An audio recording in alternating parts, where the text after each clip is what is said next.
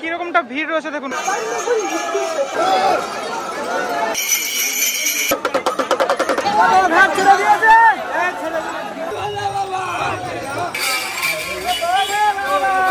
ফ্রন্টের অংশটা এটা, মানুষের মাথা ঘিচ ঘিচ করছে,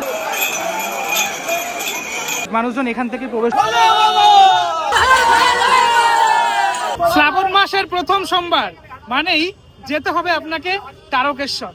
আর এই তারকেশ্বর যাত্রা শুরু করতে গেলে আপনাকে প্রথমে যেখানে আসতে হবে সেটা হচ্ছে হাওড়া স্টেশনে। হাওড়া স্টেশন থেকেই ম্যাক্সিমাম মানুষ গিয়ে থাকেন তারকেশ্বরে, তাই জন্য চলে আসলাম হাওড়াতে। ঘড়ির কাঁটা এই মুহূর্তে সময় হচ্ছে 12:57।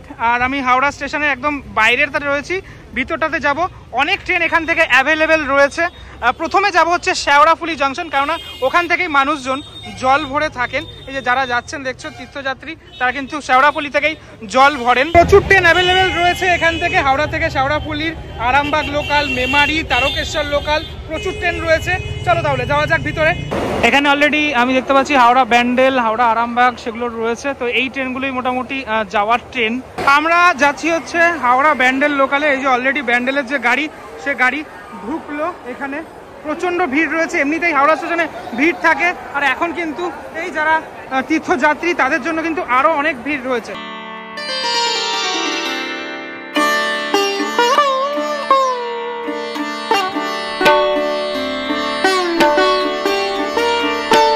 একদম সামনের দিকে চলে এসেছি।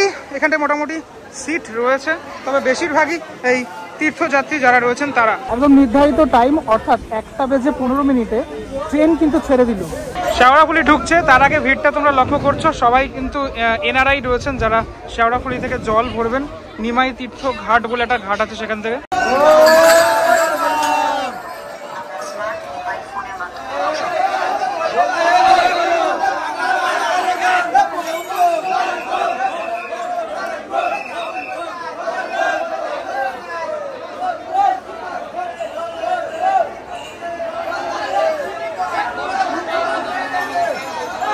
প্রচন্ড ভিড় শেওড়াফুলি জংশন স্টেশনে, এক এক দল করে সবাই আসছেন। স্টেশনের একদম সামনের অংশটা দেখুন কত ভিড়, প্রচুর ভিড়। যত আমরা সামনের দিকে এগাবো তত কিন্তু এরকমটা ভিড় লক্ষ্য করা যাবে। সবাই এরকম বাঁক নিয়ে রয়েছেন, মহিলা পুরুষ সবাই।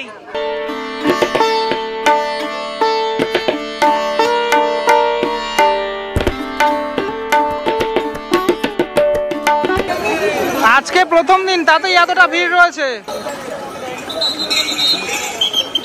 আপনারা যারা আসছেন খুব সাবধানে আসুন, কারণ যে সমস্ত জিনিসপত্র আপনারা নিয়ে আসছেন সেগুলো যেন কোনোভাবে চুরি না হয় সেটা কিন্তু লক্ষ্য করবেন।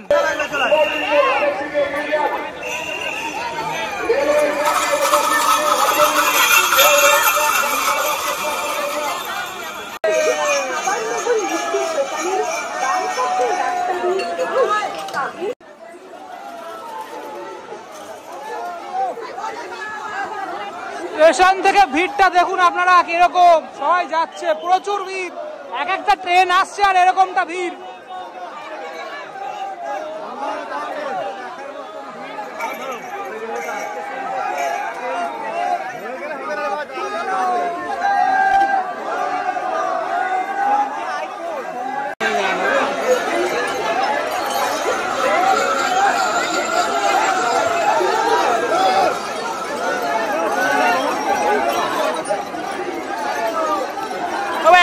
বলি বিভিন্ন রকমের যে বাঁক সেটা দেখতে পাচ্ছি। আমি প্রথমবারের জন্য আসলাম এখানে।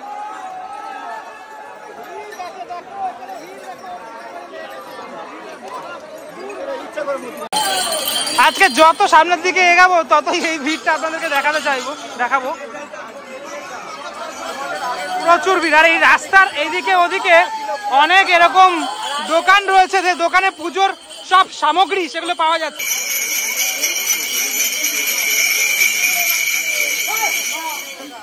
বন্ধুরা ভিড়টা দেখুন আপনারা, চারিদিকে এরকম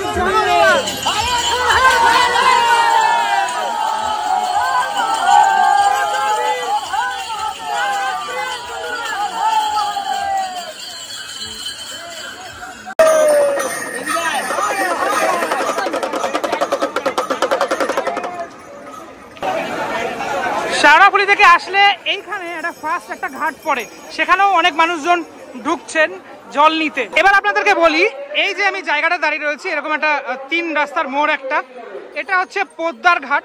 এটা খুব ইম্পর্টেন্ট একটা জায়গা, তার কারণ যাদের জল তোলা হয়ে গেছে, মানে আগের যে 2-3টে ঘাট আমি দেখালাম, তারা এদিক থেকে স্টেশনে চলে যাচ্ছে।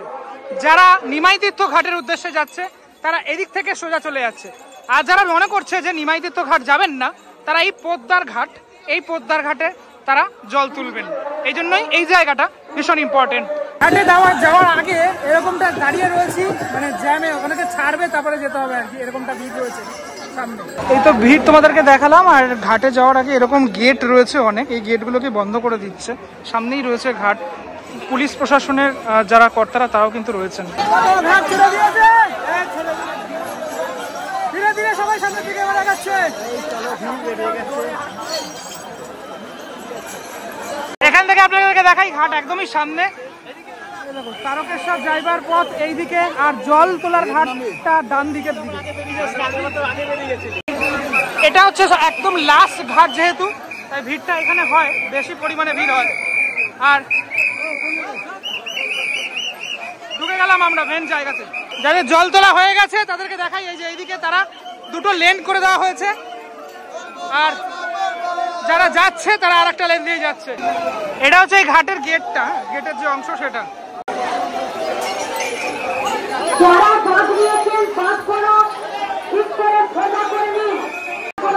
দেখুন এখান থেকে ভিড়টা আপনাদেরকে দেখাই, কত ভিড় দেখুন, দূর দূরান্ত থেকে মানুষজন এসছেন।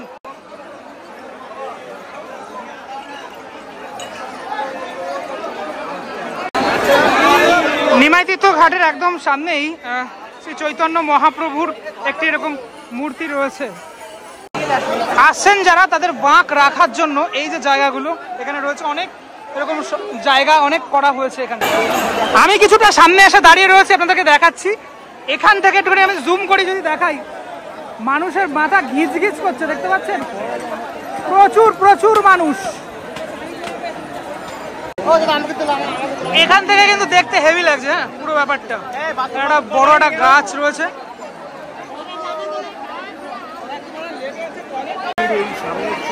ঘাটের ঠিক সামনেই এরকম একটি সুন্দর মন্দিরও রয়েছে।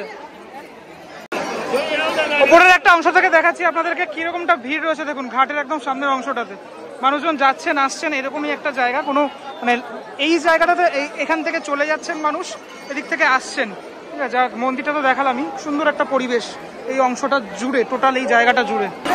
আমি একটু এই জায়গাটা 180 ডিগ্রি মুভ করলে ব্যাপারটা দেখালে খানিকটা ঠিক এইরকমটা লাগবে। সকলের জল তোলা হয়ে গেল, এবার ওনারা যাবেন তারকেশ্বর মন্দিরের উদ্দেশ্যে।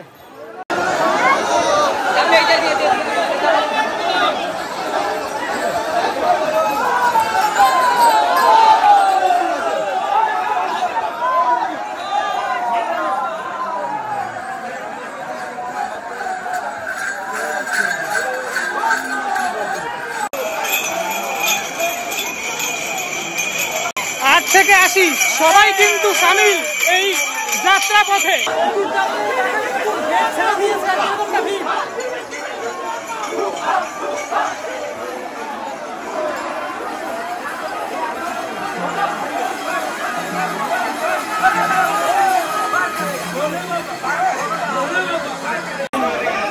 জগন্নাথ দেব আসছেন, দেখুন বাঁকে করে বড় আকারে শিব ঠাকুরকে নিয়ে আসা হচ্ছে। দেখুন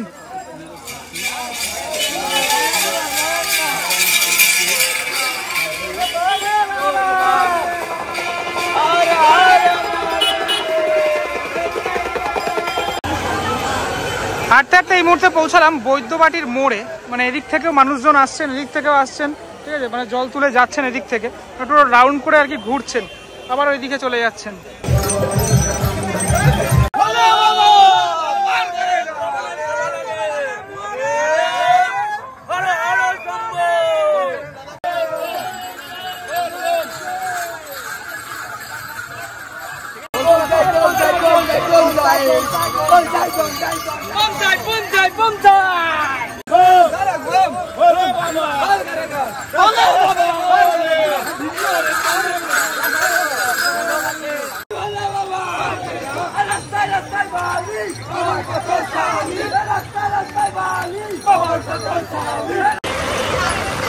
বিকেল 4:30 বাজে আর ঝমঝমিয়ে বৃষ্টি চলে আসলো। বৃষ্টির মধ্যেই বাবার ভক্তরা তারা কিন্তু এগিয়ে চলেছেন একদম সামনের দিকে। আর কিছু মানুষ এমনও থাকেন যারা এরকম ভাবে দণ্ডি কাটতে কাটতে তারকেশ্বর মন্দিরের উদ্দেশ্যে যান। কতটা কষ্ট হয় বুঝতেই পারছো, কিন্তু সবই মনের ইচ্ছা শক্তির জোরেই তারা করে থাকেন এটা। প্রায় 5:30 বাজে, বিকেল 5:30টার সময়, প্রায় সন্ধে হতে যায়, আলো নিভে যাবে তার আগে ভক্তরা ধীরে ধীরে এগিয়ে যাচ্ছেন এই মুহূর্তে মন্দিরের পথে। দিন থেকে হয়ে গেছে এখন রাত, আর ধীরে ধীরে চলে আসলাম আমরা তারকেশ্বর মন্দিরের একদম সামনে। এই হলো তারকেশ্বর মন্দিরের একটি গেট, দেখতে পাচ্ছ গেটটা একদম সুন্দর করে সাজানো। এটা মনে হয় সবসময়ের জন্য সাজানো থাকে, আমি প্রথমবার আসলাম যেহেতু তাই আমার ঠিক জানা নেই এই সাজানোটা সবসময় সাজানো থাকে নাকি। তবে বেশ সুন্দর, মানে একদম ওপরে এখানে কিন্তু শিব ঠাকুরের একটি মূর্তি সেটা রয়েছে, এই যে দেখতে পাচ্ছ শিব ঠাকুরের একটি মূর্তি রয়েছে এবং সুন্দর করে লাইট দিয়ে গেটটিকে সাজানো। সামনে অনেক ভিড়ভাট্টা রয়েছেন, তীর্থযাত্রীরা তারা কিন্তু এসছেন। ওপরে শিব ঠাকুরের একটি মূর্তি দেখালাম এবং দুই পাশেও শিব ঠাকুরের মূর্তি রয়েছে। এই পাশে দেখতে পাচ্ছ শিব ঠাকুরের একটি মূর্তি, আর এই পাশে আরও একটি শিব ঠাকুরের মূর্তি রয়েছে এখানে।